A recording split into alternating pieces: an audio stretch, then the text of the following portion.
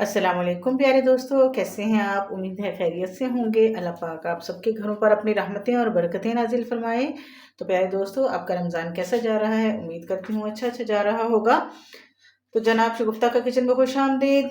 आज मैं बनाने जा रही हूँ अपने बहुत सारे दोस्तों की पुरजोर फरमाइश पर लच्छेदार कचौरियाँ, जिनका मैंने पिछले दिनों ये कचौरियों का शॉर्ट्स लगाया था। कचौरियाँ मैंने घर में बनाई थी, लेकिन तबीयत नासाज होने की वजह से मैं वीडियो शूट नहीं कर पाई। तो उसी शॉर्ट्स को देखते हुए बहुत सारे लोगों ने फरमाइश की है कि हमें ये बनाना सिखाएं। तो आज मैंने सोचा कि आप लोगों के साथ ये रेसिपी शेयर कर देती हूँ। तो कुछ भी नहीं है, सिंपल सी रेसिपी है, बहुत आसान है। अगर आप इसको शुरू से आखिर तक देखेंगे, अच्छे तरीके से समझेंगे, तो आपको भी बहुत आसान लगेगी और बनाने में इंतहाई मज़ेदार और ज़बरदस्त। तो चलिए स्टार्ट करते हैं। सबसे पहले मैंने ले लिया है 2 कप मैदा। तो ये मेजरिंग कप ले लिया है मैं 2 कप मैदा लूँगी। आप अगर कम बनाना चाहें तो हाफ पे मैश कर लें, अगर ज़्यादा बनाना चाहें तो इसी तरह से उसको डबल कर सकते हैं। तो जनाब 2 कप मैदा लेके इसको छान लेते हैं। छानना बहुत ज़रूरी होता है ताकि मैदे में कोई चीज़ भी हो तो वो भी निकल जाए और इसकी घुटलियाँ वगैरह हों तो वो भी निकल जाएं। तो ये देखें, कुछ भी नहीं है, साफ़ सुथरा, लेकिन ये छोटे मोटे ज़र्रात जो होते हैं ना, ये निकल जाते हैं। अब यहाँ पर इसमें हम डालेंगे 1 टीस्पून नमक। नमक आप अपनी टेस्ट के अकॉर्डिंग कम या ज़्यादा कर सकते हैं। ये 1 टीस्पून मैंने डाल दिया। पिछली दफ़ा जब घर के लिए मैंने बनाई थी तो उसमें मैंने हाफ टीस्पून डाला था, तो वो थोड़ा सा कम लगा मुझे। तो आपको पता है इफ्तारी के बाद दिल करता है कुछ अच्छा और स्पाइसी खाने को, तो नमक थोड़ा सा अच्छा हो तो अच्छा लगता है। और दूसरी बात ये कि अगर आपका बीपी हाई है तो आप इससे कम भी रख सकते हैं। ब्लड प्रेशर का मसला हो तो नमक कम ही रखना चाहिए। तो चलिए जी, अब इसको अच्छी तरह पहले नमक को मिक्स कर लेते हैं। और यहाँ पर 2 कप में मैं 2 टेबलस्पून के करीब रिफाइंड ऑयल डालूंगी। कोई सा भी कुकिंग ऑयल डाल लें, सरसों के तेल के अलावा। मैंने ये कुकिंग ऑयल डाल दिया 2 टेबलस्पून के करीब। तो पानी इसमें कितना लगेगा उसकी कोई ख़ास पैमाइश नहीं है। इसको इस तरह से गूंदना है कि ना तो बहुत ज़्यादा सख्त हो और ना ही बहुत ज़्यादा नरम हो, मीडियम सा गूंदना है। जैसे हम रोटियों के लिए आटा गूंदते हैं उससे थोड़ा सख्त रखना है, लेकिन जो समोसों के लिए बनता है उससे थोड़ा नरम रखना है। तो ये देखें अच्छी तरह से। अब यहाँ पर इसका स्पैचुला का काम ख़त्म हुआ, हाथ का काम शुरू हो जाता है। तो इसको मैं हाथ से मसल कर अच्छी तरह से कुकिंग ऑयल को मिक्स कर लूँगी। आप घी डालना चाहें तो घी भी डाल सकते हैं, घी या कुकिंग ऑयल कुछ भी डाल सकते हैं। इस वाली रेसिपी में मुट्ठी बनाकर चेक करने की कोई ज़रूरत नहीं। तो पानी हम नॉर्मल टैप का लेंगे और थोड़ा थोड़ा डालकर इसको गूंथते जाएंगे। बिस्मिल्लाह। बस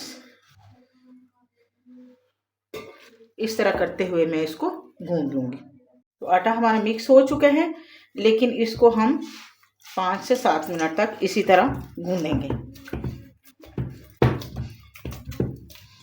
आप किसी खुले बर्तन में भी गूंथ सकते हैं, परात में, या इसको काउंटर टॉप पे रखकर भी गूंथ सकते हैं, जिस तरह आपको आसानी हो। तो इस तरह से 5 से 7 मिनट हम गूंदेंगे इसको। तो लीजिए फ्रेंड्स, देखिए बहुत ही नरम सी अच्छी सी डो हमारी तैयार हो चुकी है। मैंने 5 से 7 मिनट आटे को गूंथ लिया है। अब इसको तकरीबन आधे घंटे के लिए कपड़े को गीला करके इसके ऊपर रखकर हम तकरीबन आधा घंटा इसको छोड़ देंगे। और अब हम इसकी फिलिंग तैयार करेंगे, स्टफिंग बनाएंगे।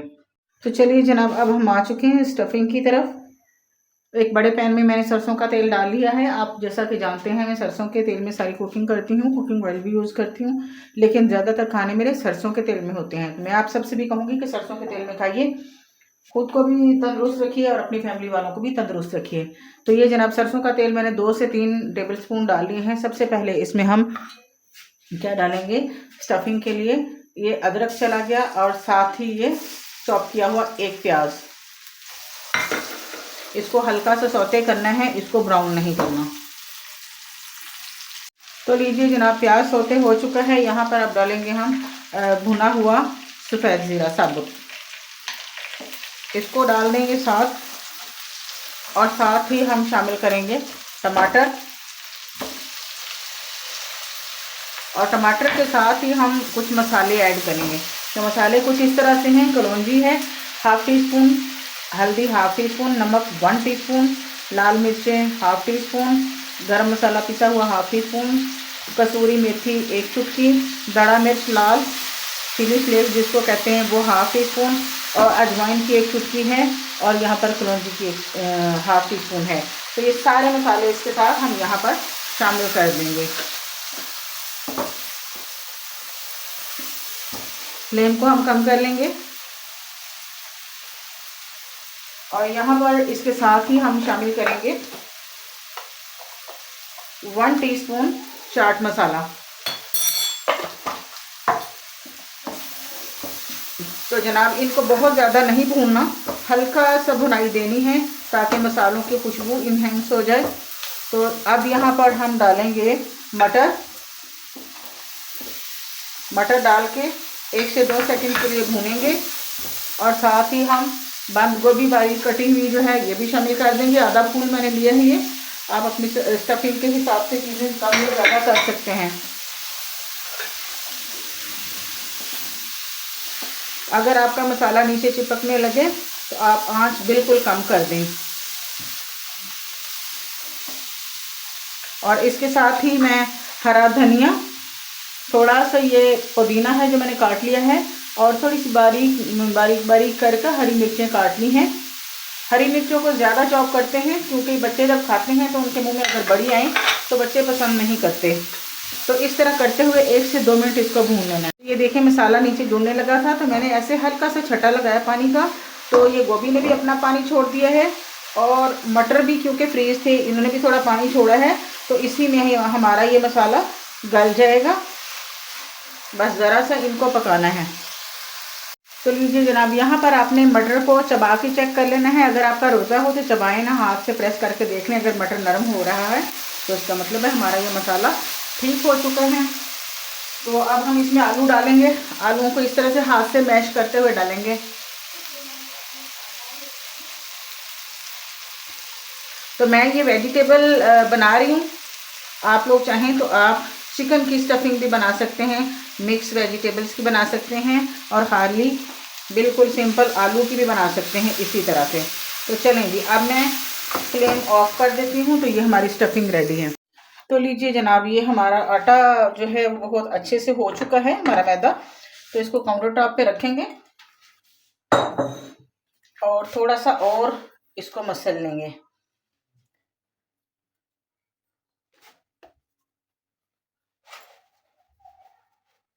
और फिर इसके पेड़े बना लेंगे बराबर के, जितने भी आपको चाहिए हों। तो लीजिए दोस्तों, मैं 8 पेड़े बना चुकी हूँ। आज मैं आपको 2 तरीके बताऊंगी इसके बनाने के। तो आप लोगों को जो तरीका अच्छा लगे, जो आसान लगे, वो आप अप्लाई कर सकते हैं। तो चलिए स्टार्ट करते हैं। मैं एक बनाऊंगी पहले इस तरीके से और फिर दूसरे तरीके से। तो सबसे पहले कोई सा भी एक पेड़ा ले लें। थोड़ा सा यहाँ ले आते हैं कैमरे को, इसको हाथ की मदद से ऐसे प्रेस करेंगे। तो लीजिए, पेड़े को मैंने इस तरह से बेलकर एक रोटी तैयार कर ली है। रोटी ना बहुत बड़ी है, ना बहुत छोटी है, और ना ही बहुत पतली और ना ही बहुत मोटी, दरमियानी सी है। तो सबसे पहले हम इसके ऊपर कुकिंग ऑयल लगाएंगे।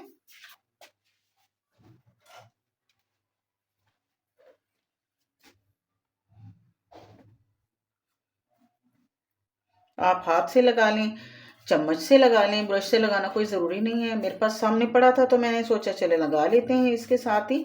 फिर ये होता है ना कि हाथ भी गंदे नहीं होते और कुकिंग ऑयल ज़ाया भी नहीं होता। तो इस तरह से इसको अच्छी तरह से ग्रीस करना है। आपको पता है कचौरी तो नाम ही कुकिंग ऑयल का है, इसमें ऑयल ज़्यादा लगता है। अब इस तरह से आटा चाय छानने वाली कोई सी भी छलनी ले लें, उसमें आटा डाल के इस तरह से इसको बराबर का स्प्रिंकल कर दें, अच्छे से सारा स्प्रिंकल हो जाए। तो फिर आपने क्या करना है, पहले एक साइड को यहाँ रखना है, फिर यहाँ से दूसरी साइड को यहाँ रखना है, और हाथ से प्रेस करते हुए फिर से कुकिंग ऑयल लगाना है इसके ऊपर, और वही प्रोसेस करना है दोबारा से।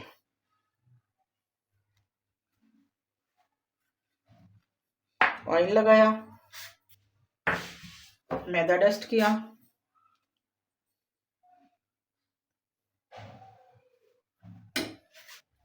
और फिर इसको यहाँ पर ऐसे कर देना। तो ठीक है जनाब, अब नेक्स्ट भी यही प्रोसेस करना है। हमने यहाँ पर फिर से कुकिंग ऑयल अप्लाई करना है, मैदा डस्ट करना है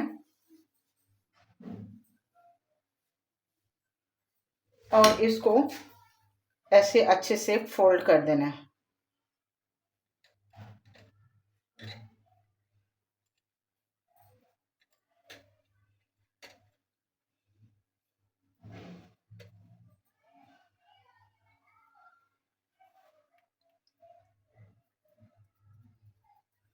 तो जनाब ये हमारे एक पेड़े से 2 बनेंगी कचौरियाँ।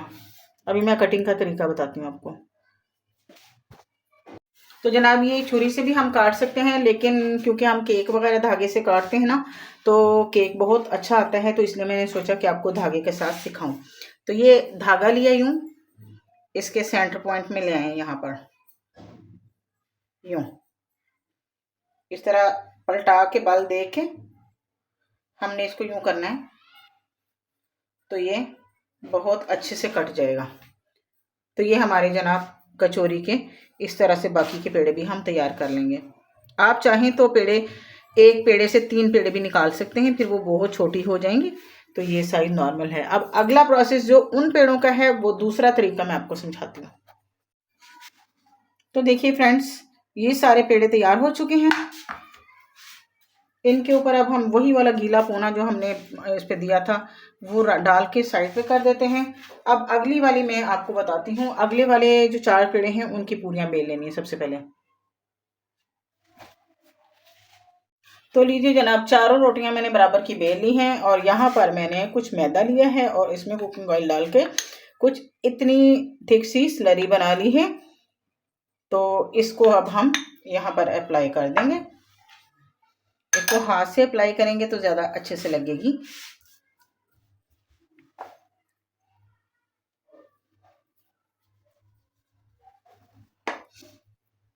इसके ऊपर ये अगली रोटी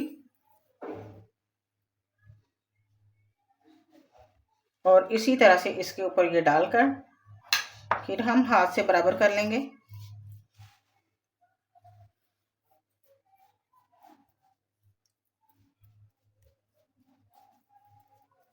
अच्छी तरह कोई कोना छूटना नहीं चाहिए, क्योंकि जहां से छूटेगा कोना वहां से आपकी लेयर जुड़ जाएगी। तो लीजिए, अब ये अगली रोटी इसके ऊपर और हमने इस तरह से खींच के बराबर कर लेना जहां से भी कहीं कोई थोड़ी बहुत कमी बेशी है। और इससे अगली भी इसी तरह तैयार करेंगे।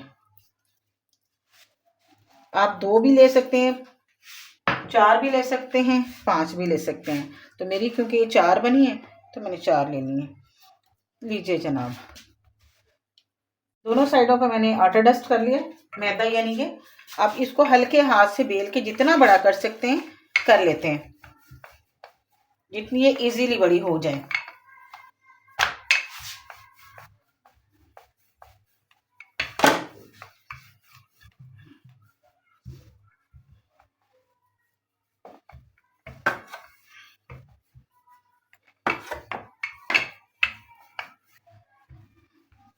तो ये देखिए माशाल्लाह से इतनी बड़ी ये हो गई है।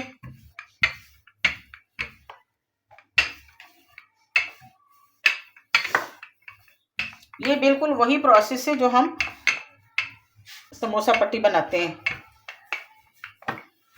लेकिन इसको थोड़ा हमने बड़ा करना है। अब इसके ऊपर हम फिर से ये लास्ट लेयर लगाएंगे यूं।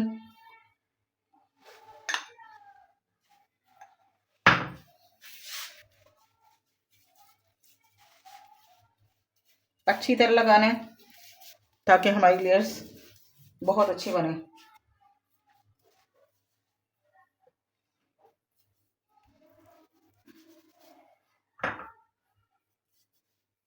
तो चलिए जी, अब आते हैं फोल्डिंग की तरफ। तो यहाँ से इसको पकड़ के ऐसे रोल रोल करते हुए हमने फोल्ड कर लेना है। वो ये काम बहुत एहतियात से करने वाला है। ऐसे इसमें ढील जो आ रही है ना, ढील नहीं आनी चाहिए। ऐसे इसको टाइट टाइट रोल करना है।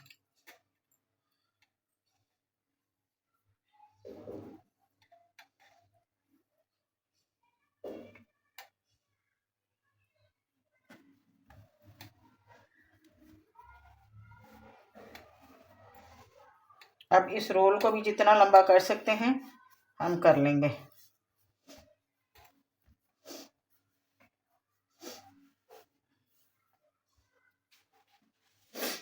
अब इसको छुरी या कटर जिस चीज़ के साथ मर्जी आप काट सकते हैं। यहाँ से पहले एक्स्ट्रा थोड़ा सा निकाल देंगे और जितने पेड़े की हमें ज़रूरत है उतने हम पेड़े करते जाएंगे। ये देखें, इस तरह से इतना इतना पेड़ा मैं रखूँगी। कोशिश करनी है कि दबने ना पाए ऐसे। तो ये देखें, इस तरह से ये बहुत छोटी छोटी हमारी बनेंगी, लेकिन मेरा ख्याल है धागे वाला प्रोसेस ज़्यादा बेहतर है। अभी इसको धागे से ही काटती हूँ। इसका रुख मैंने अपनी तरफ कर लिया है और ये लिया है धागा और इसको यहाँ से लेके आएंगे और यूं करके जितना हमें चाहिए पेड़ा इसको यूं कर देंगे। तो ये देखें कैसा ज़बरदस्त सा बन गया है। फिर इसी तरह इसके नीचे लेके आएंगे धागा, इसको अपोजिट घुमाते हुए ये काट लेंगे। तो ये देखें कितनी ज़बरदस्त बन रही है। बस इसी तरह से करते हुए सारे पेड़ बना लेंगे। एक दफ़ा और करती हूँ ताकि आपको अच्छी तरह समझ आ जाए। इसको अपोजिट घुमाना है, धागे को बराबर रख के गिरा के स्टाइल में काट देना है। तो लीजिए, ये थे 2 तरीके हमारे। अब आगे स्टफिंग को कैसे फिल करना है वो मैं बताती हूँ, और फ्राई तो सबको आती ही है। देखिए इस तरह से रोल करते हुए ये सारे पेड़े भी तैयार हो चुके हैं। 10 पेड़े बने हैं। ये बिल्कुल छोटा सा बना है और ये भी इन दोनों को मैंने जोड़ लिया है जो दोनों साइडें उतारी थी। तो चलिए अब फिलिंग करते हैं। तो जो हमने पहले पेड़े किए थे वो हम पहले ले लेंगे, इनको रख देंगे, ये रेस्ट पे हो जाएंगे। अब आपने सबसे पहले ये देखना है कि एक है ये बारीक बलों वाली साइड और एक है ये गोल साइड। तो गोल साइड को आपने अपनी तरफ रखना है और ये खुले बलों वाली साइड नीचे रखना है, ऐसे यहाँ पर। तो इसको हल्का सा प्रेस करना है।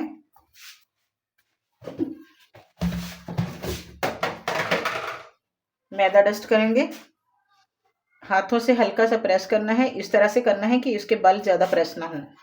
तो लीजिए,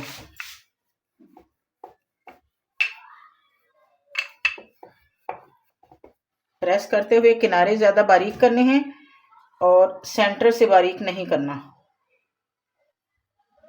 ताकि इसके बल ना खुलें, और दरमियान में ज़्यादा प्रेशर नहीं देना। तो ये देखें इस तरह से ये हमारी तैयार हो रही है कचौरी। और इसके अंदर हम स्टफिंग रखेंगे तकरीबन 1 चम्मच के करीब, और इसको यूं पकड़ते हुए, यूं जैसे चुनट देते हैं ना कपड़ा सीते वक्त, ये चुनट देते हुए इसको हम फोल्डिंग करके बंद कर लेंगे।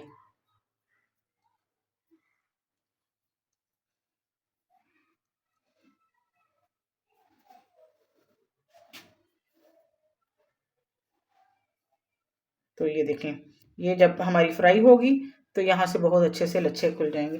तो इसी तरह करते हुए हम सारी तैयार कर लेंगे। एक और आपके सामने बनाती हूँ ताकि आपको आसानी हो जाए। खुले बाल नीचे को, बंद ऊपर को, और हाथ से हल्का सा प्रेस करते हुए बिठाना है और हल्के हाथ से बेलना है।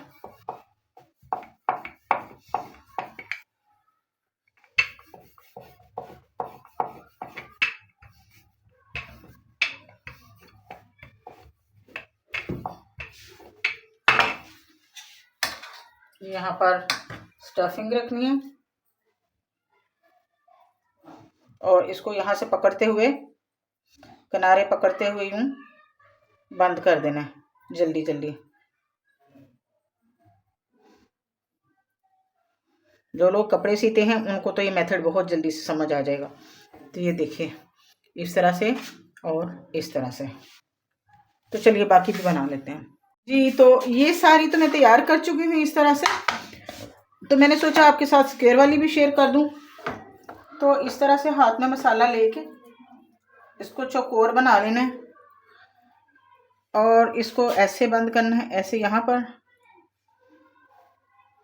और इसको यहाँ पर, इसको इस तरह से करते हुए यहाँ ले आना है और इस तरह से इसको प्रेस करते हुए, अगर आपसे हैंडल ना हो तो आप इसको लई भी लगा सकते हैं, लेकिन मैं इसको यहाँ से यूँ पकड़ के दोनों किनारे इसके प्रेस कर दूँगी तो ये जुड़ जाएंगे।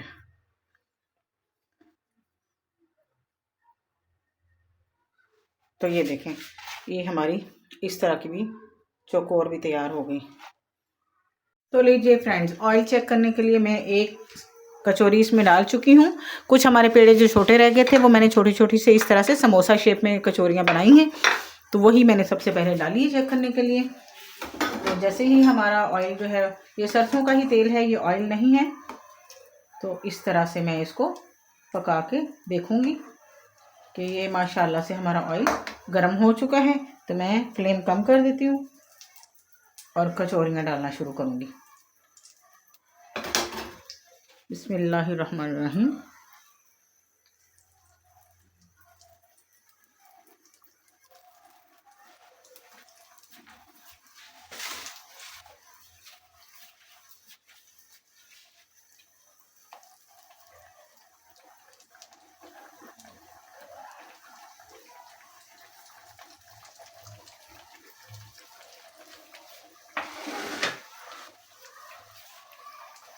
तो देखिए फ्रेंड्स, इनको हल्के हाथ से ऐसे हिलाते जाएंगे ताकि ये अच्छे से चारों तरफ से पक सके। इनको बहुत ज़्यादा ज़ोर का चमचा नहीं लगाना। 2 से 3 मिनट एक साइड से, फिर साइड इसकी पलटेंगे। तो देखिए माशाल्लाह से इनके बल खुलने भी शुरू हो गए। ये देखिए,